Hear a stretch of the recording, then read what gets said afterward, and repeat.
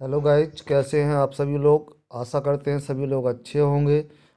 Welcome to my channel academic heights with HP sir. हम आपके लिए लेकर आए हैं भूगोल प्रैक्टिस सेट नंबर 2, जो कि आपके ऑल कॉम्पिटिटिव एग्जाम की दृष्टि से बड़े ही महत्वपूर्ण साबित होंगे। मात्र 30 मिनट आपकी सफलता के लिए हम अग्रसर एवं वचनबद्ध हैं। जो लोग सेशन पर पहली बार आए हैं, प्लीज़ चैनल को सब्सक्राइब कर लें, बेल आइकन को प्रेस कर लें ताकि समय पे आपको नोटिफिकेशन मिलता रहे। बाकी सभी लोग सेशन को लाइक करेंगे, शेयर करेंगे, कमेंट करके बताएंगे कैसा लगा सेशन आपको। चलते हैं सेशन के क्वेश्चन नंबर फर्स्ट की ओर। एक बार फिर आप सभी लोगों का तहे दिल से बहुत बहुत स्वागत करना चाहते हैं। और पहला क्वेश्चन ये रहा आप लोगों की स्क्रीन पर, आप लोगों के सामने। क्वेश्चन को अच्छे से रीड करेंगे, क्वेश्चन का आंसर करेंगे। पृथ्वी से चंद्रमा की औसत दूरी लगभग कितनी है? 3,50,000 किलोमीटर, 3,84,400 किलोमीटर, 4,25,000 किलोमीटर, 3,25,000 किलोमीटर। चारों ऑप्शन आपके सामने हैं। क्वेश्चन नंबर 1 के लिए आंसर करेंगे, पृथ्वी से चंद्रमा की औसत दूरी लगभग कितनी है। क्वेश्चन नंबर 1 के लिए आंसर करेंगे सभी लोग। Yes, very good. सभी बच्चों का बहुत बहुत स्वागत है और आपके भविष्य की उज्जवल कामना करते हैं, माँ सरस्वती से प्रार्थना करते हैं। चलिए क्वेश्चन नंबर 1 के लिए आंसर करेंगे। क्वेश्चन नंबर 1 के लिए वेरी गुड, बहुत बढ़िया आंसर दिया हमारे भाई ने। Yes yes, very good. 3,84,400 kilometre. B option is the right answer हो जाएगा। B option is the right answer हो जाएगा। क्वेश्चन नंबर फर्स्ट के लिए पृथ्वी से चंद्रमा की औसत दूरी 3,84,400 किलोमीटर के लगभग है। क्वेश्चन नंबर 1 के लिए B option is the right answer हो जाएगा। चलते हैं क्वेश्चन नंबर सेकंड की ओर। और सेशन का क्वेश्चन नंबर सेकंड ये रहा आप लोगों के सामने। बड़े ही महत्वपूर्ण श्रृंखला भूगोल जियोग्राफी प्रैक्टिस सेट नंबर 2, जो कि आपके ऑल कॉम्पिटिटिव एग्जाम की दृष्टि से बड़ी ही महत्वपूर्ण है। क्वेश्चन नंबर 2 को रीड करेंगे। धूमकेतु, धूमकेतु जिसे क्या बोलते हैं हम? पुच्छल तारा। पुच्छल तारा क्या है? धूमकेतु या पुच्छल तारा क्या है?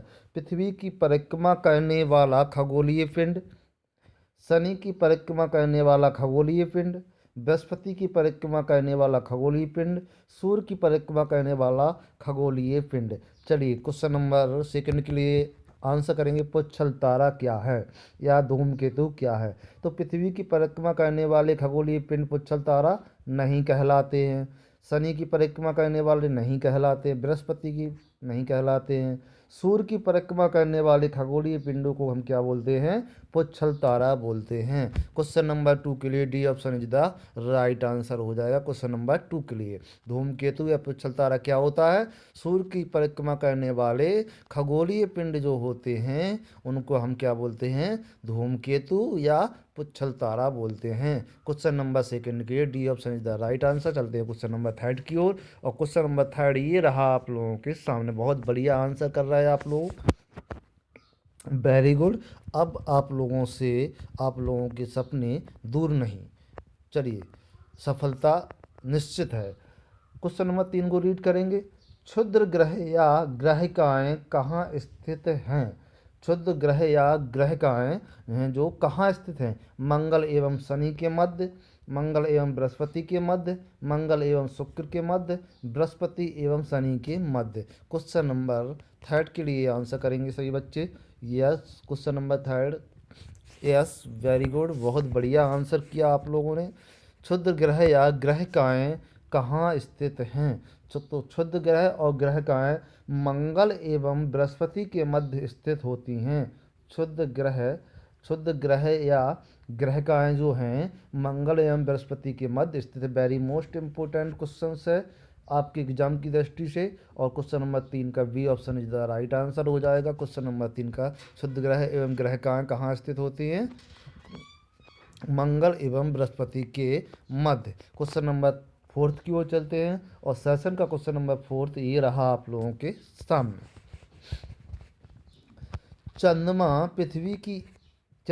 पृथ्वी की एक परिक्रमा कितने समय में पूरा करता है?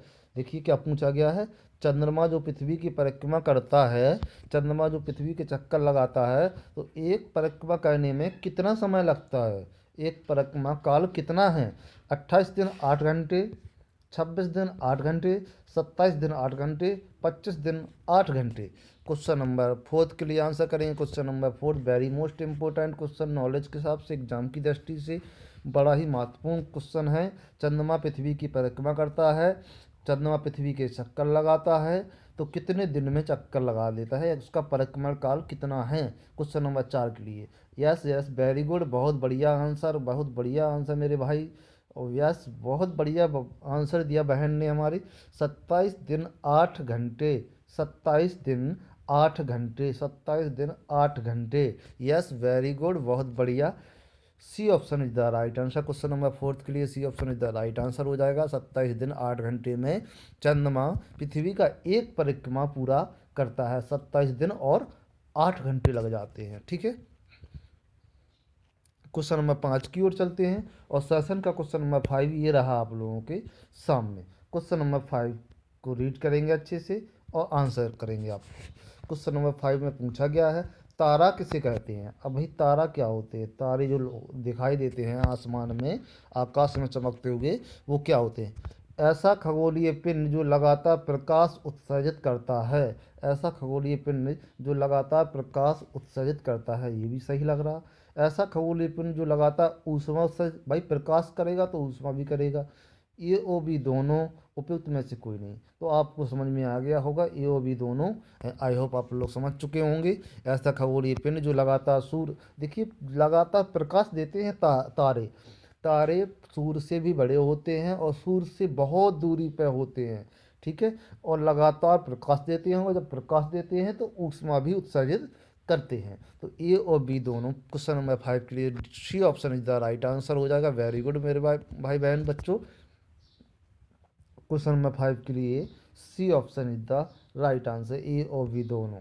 चलते हैं क्वेश्चन नंबर 6 की ओर, और सेशन का क्वेश्चन नंबर 6 से ये रहा आप लोगों के सामने। क्वेश्चन नंबर 6 को रीड करेंगे अच्छे से।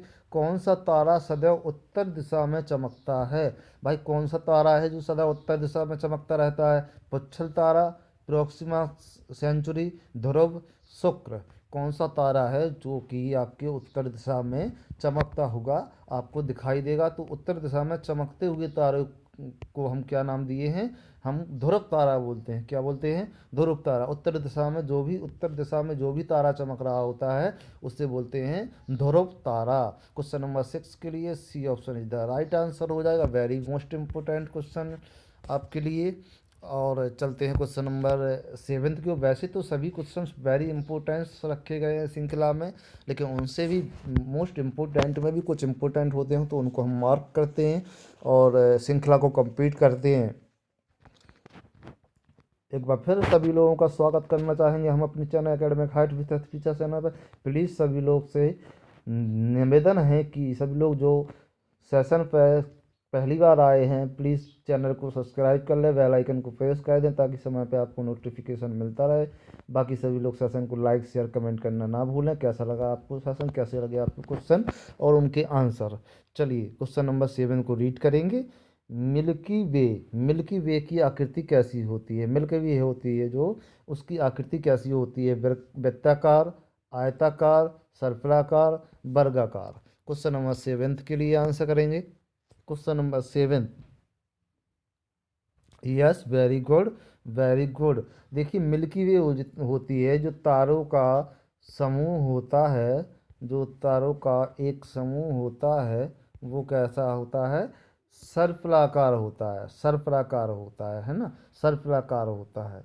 तो मिल्की वे की आकृति कैसी होती है, सर्पिलाकार होती है। कैसी होती है, सर्पिलाकार होती है। C option is the right answer हो जाएगा क्वेश्चन नंबर 7 के लिए। यस वेरी गुड, बहुत बढ़िया आंसर किया आप लोगों ने। क्वेश्चन नंबर 8 की ओर चलते हैं। क्वेश्चन नंबर 8 ये रहा सेशन का आप लोगों के सामने, और क्वेश्चन नंबर 8 में पूछा गया है, आकाश गंगा गैलेक्सी का निर्माण कैसे होता है। भाई आकाश गंगाएं जो होती हैं उनको हम गैलेक्सी बोलते हैं। तो गैलेक्सी का निर्माण कैसे होता है, सूर्य एवं 8 ग्रहों से, तारा एवं एक तारामंडल से, अनेक तारामंडल से, उपयुक्त में से कोई नहीं। क्वेश्चन नंबर 8 के लिए आंसर करेंगे। क्वेश्चन नंबर 8 के लिए यस, तो क्या होता है, आकाशगंगा कई कई तारों कई तारों से मिलकर तारामंडल बने होते हैं, और कई तारामंडलों से मिलकर जो बनी होती हैं वो आकाशगंगाएं बनी होती हैं। तो अनेक तारामंडलों से होकर, क्या हमने क्या बताया, कई तारों से मिलकर क्या बने होते हैं, तारामंडल बने होते हैं, और कई तारामंडलों से मिलकर बनी होती हैं,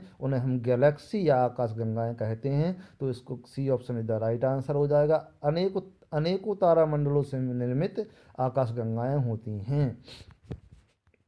क्वेश्चन नंबर 8 के लिए C option is the right answer हो जाएगा बेटा। क्वेश्चन नंबर 9 की ओर चलते हैं। सेशन का क्वेश्चन नंबर 9 ये रहा आप लोगों के सामने स्क्रीन पर। क्वेश्चन नंबर 9, मात्र 30 मिनट आपकी सफलता के लिए हम वचनबद्ध हैं। अब सफलता आप लोगों से दूर नहीं। जिस तरीके से आप लोग आंसर कर रहे हैं, आई होप आप लोग समझ चुके होंगे, बहुत बढ़िया तरीके से आंसर कर रहे हैं। चलिए क्वेश्चन नंबर 9 को रीड करेंगे। प्रधान द्विबिंदु किसे कहते हैं? भाई प्रधान द्विबिंदु किसे कहते हैं? केवल पूर्व एवं पश्चिम दिशा को, केवल उत्तर एवं दक्षिण दिशा को, केवल पूर्व एवं उत्तर दिशा को, केवल पश्चिम उत्तर दक्षिण दिशा को। क्वेश्चन नंबर 9 के लिए आंसर करेंगे। Yes, very good. तो आपको बता दें कि प्रधान द्विबिंदु जो होते हैं, प्रधान द्विबिंदु, एक बिंदु और द्विबिंदु, ठीक है। प्रधान द्विबिंदु जो होते हैं वो चारों दिशाओं को कहते हैं, चारों दिशाओं को प्रधान द्विबिंदु कहते हैं। तो पूरब से पश्चिम और उत्तर से दक्षिण दिशा को द्विबिंदु कहते हैं। पूरब से पश्चिम और उत्तर से पूरब से पश्चिम और उत्तर से दक्षिण दिशा को हम क्या बोलते हैं? प्रधान द्विबिंदु बोलते हैं। ठीक है। क्वेश्चन नंबर 9 के लिए D option is the right answer हो जाएगा। क्वेश्चन नंबर 9 के लिए चलते हैं क्वेश्चन नंबर 10 की ओर। और सेशन का क्वेश्चन नंबर 10 ये रहा आप लोगों के सामने, आप लोगों की स्क्रीन पर। प्लेनीमीट्रिक मानचित्र किसे कहते हैं? प्लेनीमीट्रिक मानचित्र किसे कहते हैं? जिनमें स्थानाकृतियाँ लक्षणों को प्राथमिकता दी जाती है, जिनमें स्थानाकृतियाँ लक्षणों को प्राथमिकता दी जाती है, जिनमें सांस्कृतिक तत्वों के दर्शन के प्राथमिकता दी जाती है, जिनमें आर्थिक तत्वों के प्रदर्शन को प्राथमिकता दी जाती है, और बी और सी दोनों। क्वेश्चन नंबर 10 के लिए आंसर करेंगे। Yes, very good. Question number 10 के लिए तो आप लोगों को बता दें, जिनमें स्थलाकृतिक लक्षणों को प्राथमिकता दी जाती है, लक्षणों को प्राथमिकता नहीं दी जाती, ये नहीं होगा। जिनमें सांस्कृतिक तत्वों को प्रदर्शन के प्राथमिकता प्रदान दी जाती है, यस। और जिनमें आर्थिक तत्वों के प्रदर्शन को प्राथमिकता दी जाती है, यस। तो आपका D option is the right answer हो जाएगा। क्वेश्चन नंबर 10 के लिए बी और सी दोनों, D option is the right answer हो जाएगा क्वेश्चन नंबर 10 के लिए। वेरी गुड, बहुत बढ़िया आंसर किया आप लोगों ने।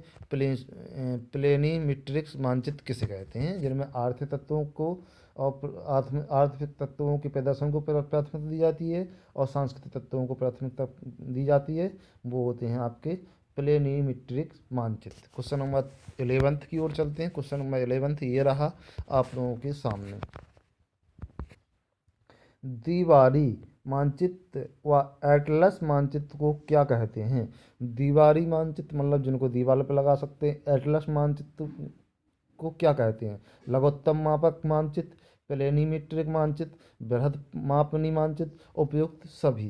क्वेश्चन नंबर 11 के लिए आंसर करेंगे। तो क्वेश्चन नंबर 11 के लिए आप लोग समझ चुके होंगे, आई होप आप लोगों के आंसर भी बहुत बढ़िया आ रहे हैं। दीवारी मानचित्र व एटलस मानचित्र जो होते हैं उनको हम लघु मापक मानचित्र बोलते हैं। छोटे होते हैं ना, उनको छोटे होते हैं। भाई जितना मानचित्र है, इतना इतना थोड़ी ना अपना भारत देश है, इतनी थोड़ा ना जो मानचित्र में अपन लोग लघु रूप में दर्शा देते हैं, इतनी ही थोड़ी ना है। जैसे हमने कोई पृथ्वी बनाई, हमने यहाँ पर आपके रेस्ट बोर्ड पर पृथ्वी बनाई, तो क्या पृथ्वी इतनी सी थोड़ी ना है? हमने इसको लघु रूप में दर्शाया है, हमने इसको लघु या छोटे रूप में दर्शाया है, तो लघु मापक मानचित्र बोलते हैं। ये option is the right answer हो जाएगा क्वेश्चन नंबर 11 के लिए। यस, बहुत बढ़िया, आई होप आप लोग समझ चुके होंगे। क्वेश्चन नंबर 12 की ओर चलते हैं। और क्वेश्चन नंबर 12 ये रहा आप लोगों के सामने। दिक्सूचक कॉम्पेस क्या है? दिक्सूचक क्या है? दिशा सूचक यंत्र, मानचित्र मापक, ये भी दोनों उपयुक्त में से कोई नहीं। तो दिक् सूचक, दिक् का मतलब दिशा सूचक है ना, क्या होता है दिशा सूचक, दिशा सूचक, दिक् सूचक क्या होता है दिशा सूचक यंत्र होता है। A option is the right answer हो जाएगा, A option is the right answer हो जाएगा क्वेश्चन नंबर 12 के लिए। यस, हाँ बिल्कुल सही आंसर है मेरे बच्चों। और क्वेश्चन नंबर 15, क्वेश्चन नंबर 13 की ओर चलते हैं। श्रृंखला का क्वेश्चन नंबर 13 ये रहा आप लोगों के सामने। क्वेश्चन को अच्छे से रीड करेंगे, आंसर करेंगे। क्वेश्चन नंबर 13 के लिए, मानचित्र का मापक, मानचित्र का मापक किसे कहा जाता है?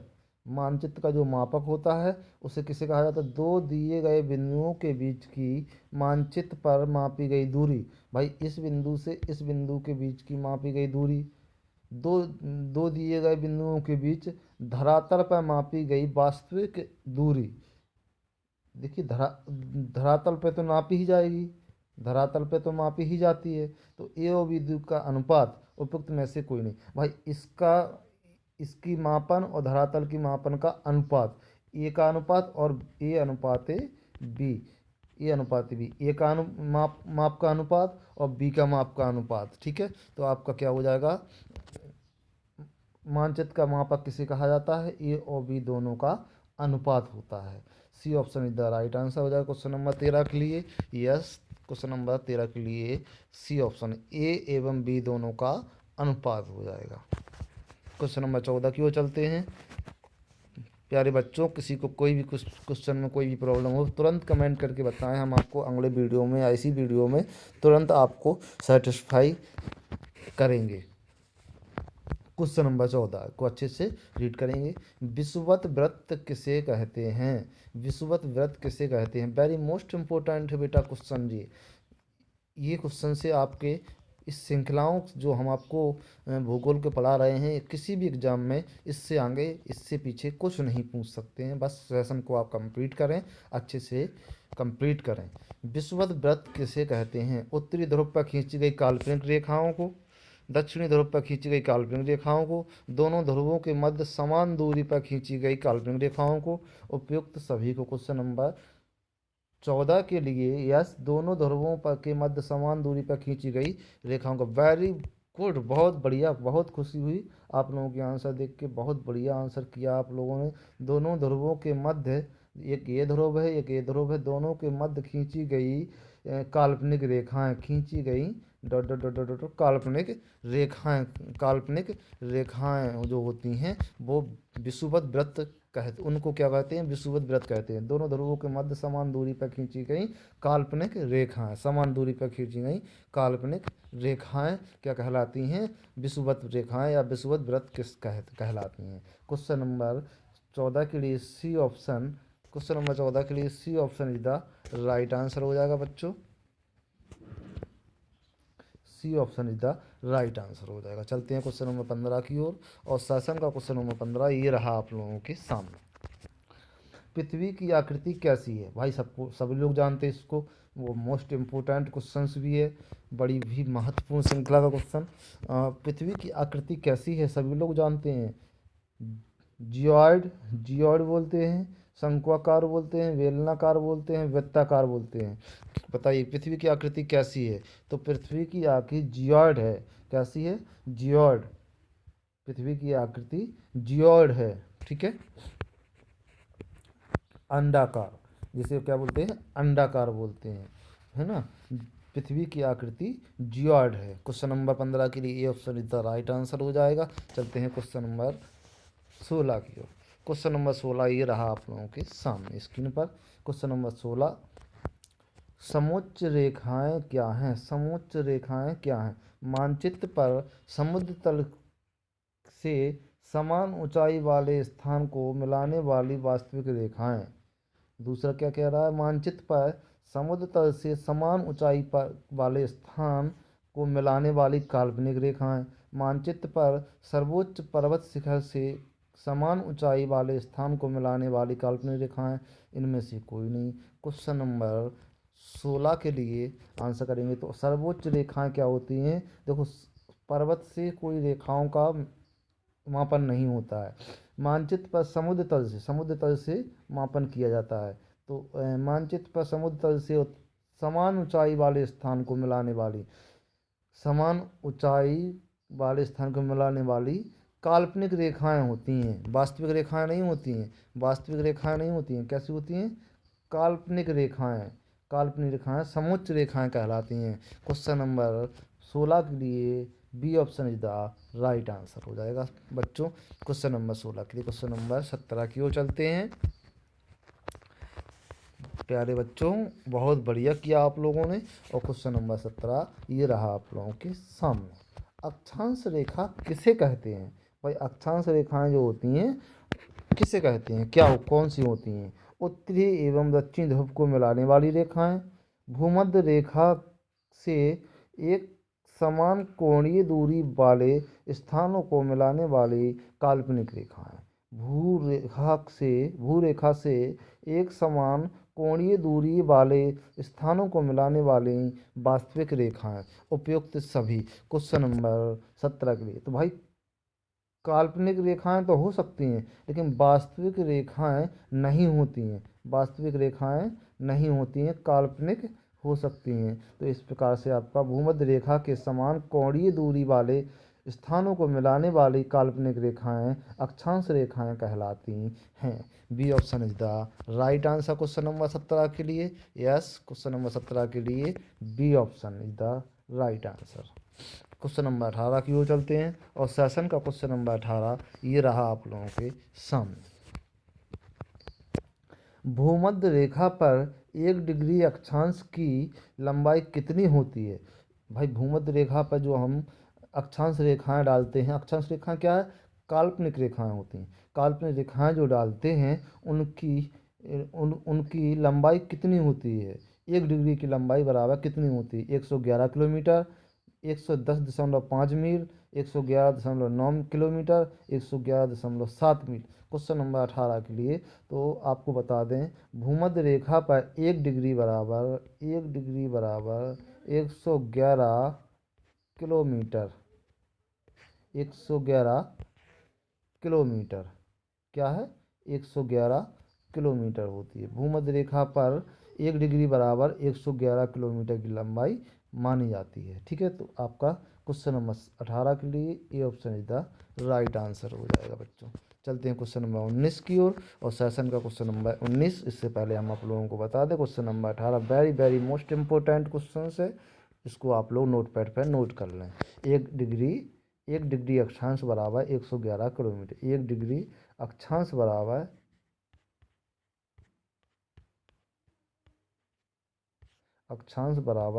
111 किलोमीटर। आप लोग नोटपैड पे नोट कर लें इसको जरूर। और चलते हैं क्वेश्चन नंबर 19 की ओर। क्वेश्चन नंबर 19 ये रहा आप लोगों के सामने। प्रधान मध्याह्न रेखाएं प्राइम मेरिडियन प्रधान मध्याह्न रेखाएं किसे कहते हैं?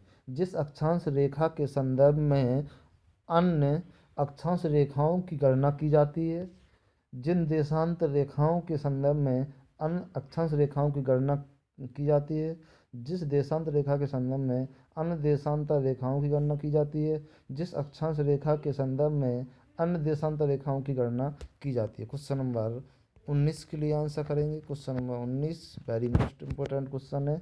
जिस देशांत रेखा के संदर्भ में जिस देशांत रेखा के संदर्भ में अन्य देशांत रेखाओं की गणना की जाती है, एक का कंपेयरिंग दूसरे से किया जाता है, तो वहाँ प्रधान मध्याह्न रेखाएं का प्रयोग होता है या प्रधान मध्याह्न रेखाएं कहते हैं जिस देशांतर रेखाओं के संदर्भ में अन्य देशांतर रेखाओं की गणना की जाती है।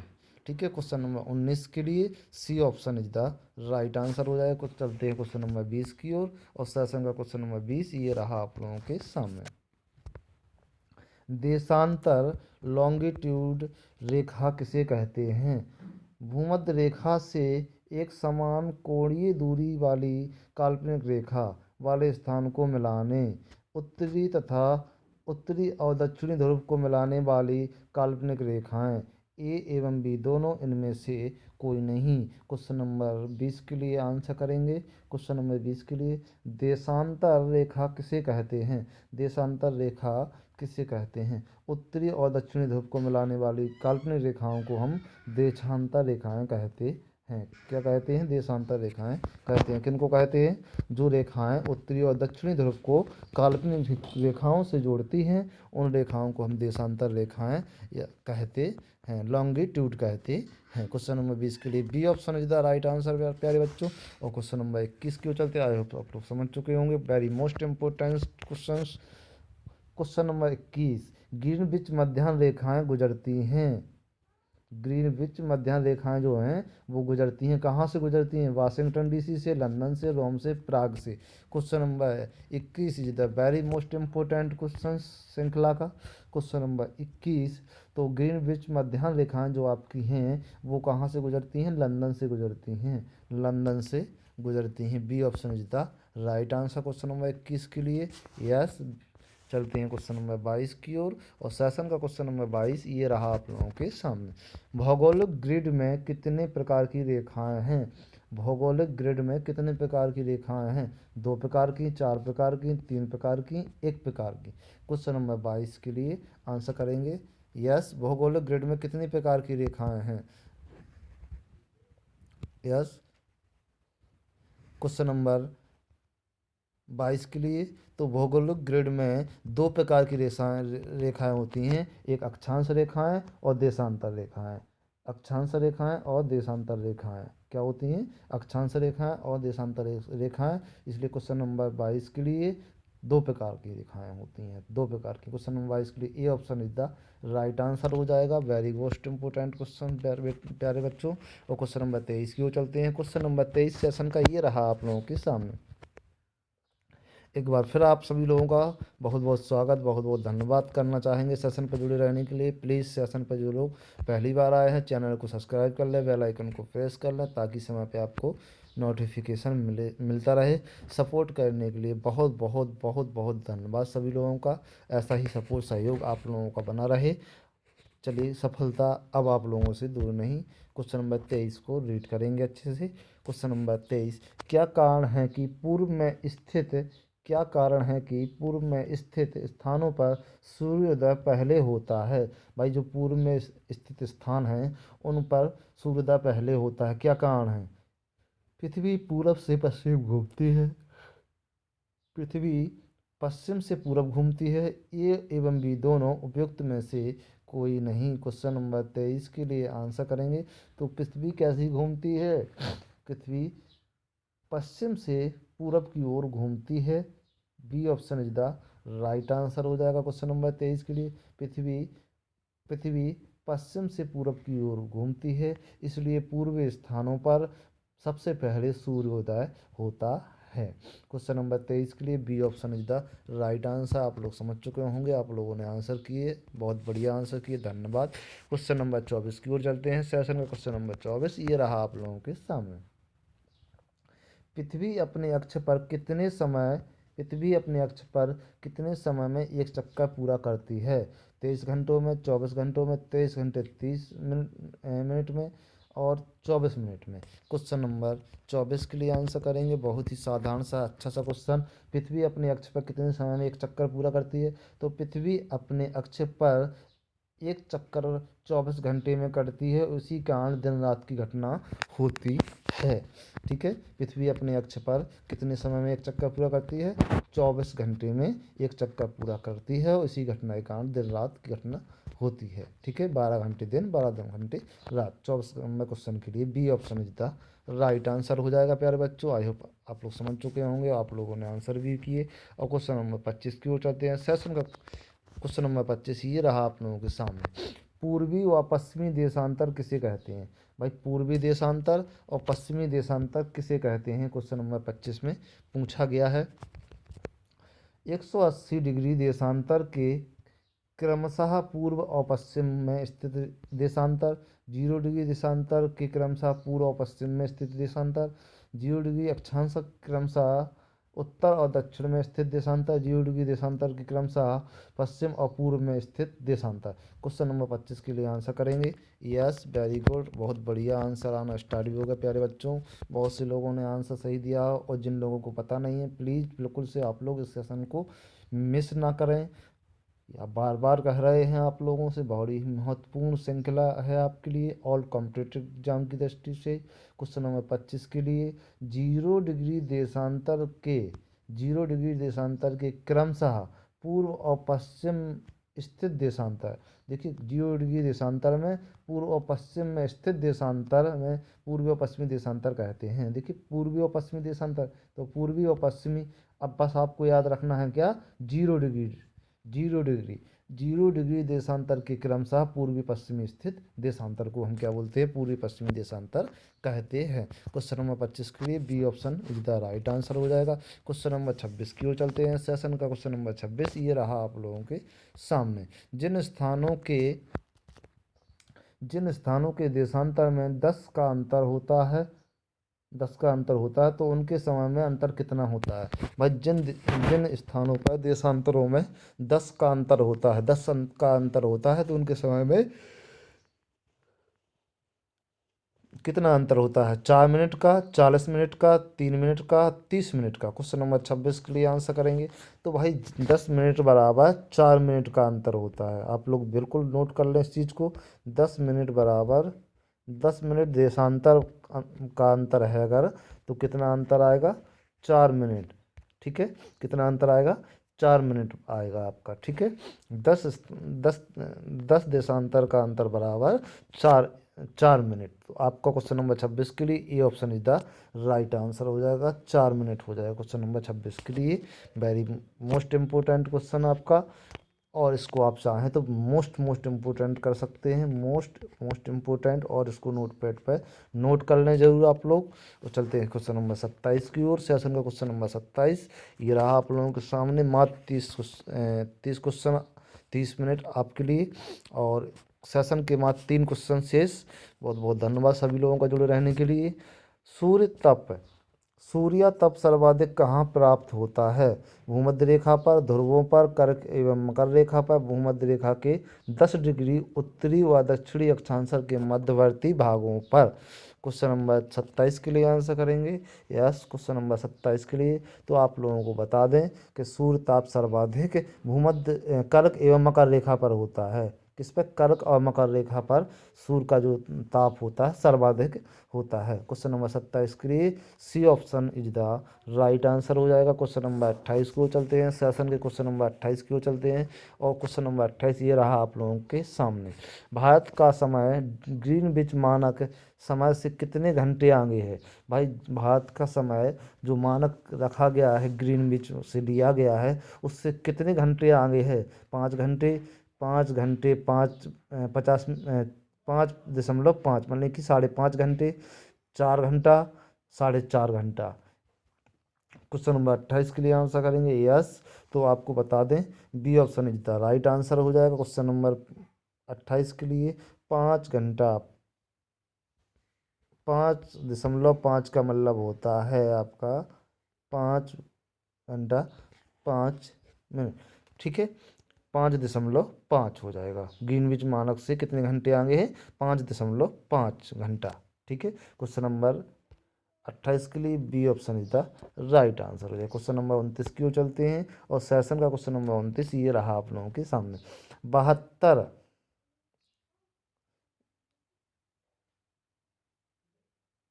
ये इसको मिसप्रिंट हो गया। भारत का कुल देशांतरीय विस्तार कितने डिग्री है। भारत का कुल देशांतरीय विस्तार कितने डिग्री है। 20 डिग्री है, 25 डिग्री है, 30 डिग्री है, 40 डिग्री है। क्वेश्चन नंबर 29 के लिए आंसर करेंगे। यस, वेरी गुड, बहुत बढ़िया आंसर किया आप लोगों ने। भारत का कुल देशांतरीय विस्तार कितना है, तो आपको बता दें भारत का कुल देशांतरीय विस्तार 30 डिग्री है। कितना है, 30 डिग्री है। C option is the right answer हो जाएगा। क्वेश्चन नंबर 29 के लिए C option is the right answer. चलते हैं क्वेश्चन नंबर 30 के लिए, और सेशन का लास्ट क्वेश्चन बहुत बहुत धन्यवाद सभी लोगों का सेशन पर जुड़े रहने के लिए। क्वेश्चन को अच्छे से रीड करेंगे। ग्रीनविच के देशांतर को 0 डिग्री मानकर समस्त विश्व को समय कटिबंधों 20 में कब बांटा गया है? कटिबंधों 20 में कब बांटा गया? 1882 में, 1884 में, 1886 में, 1880 में। क्वेश्चन नंबर 30 के लिए आंसर करेंगे सभी लोग। यस, वेरी गुड आंसर आप लोगों का आ गया। 1884 में ग्रीनविच के देशांतर को 0 डिग्री मानकर समग्र विश्व को समय कटिबंधों में बांटा गया। 1884 में बांटा गया। क्वेश्चन नंबर 30 के लिए B option is the right answer. बहुत बहुत धन्यवाद सभी लोगों का सेशन पर जुड़े रहने के लिए। एक बार फिर कहेंगे, प्लीज़ बच्चों कृपया इस सेशन को मिस ना करें। बहुत बहुत धन्यवाद सभी लोगों का सपोर्ट करने के लिए और जुड़े रहने के लिए। फिर मिलते हैं अगली सीरीज में नए क्वेश्चनों के साथ, नई एनर्जी के साथ। तब तक आप लोग अपना ख्याल रखें और पढ़ते रहिए, मस्त रहिए, स्वस्थ रहिए। Take care. जय हिंद, जय भारत।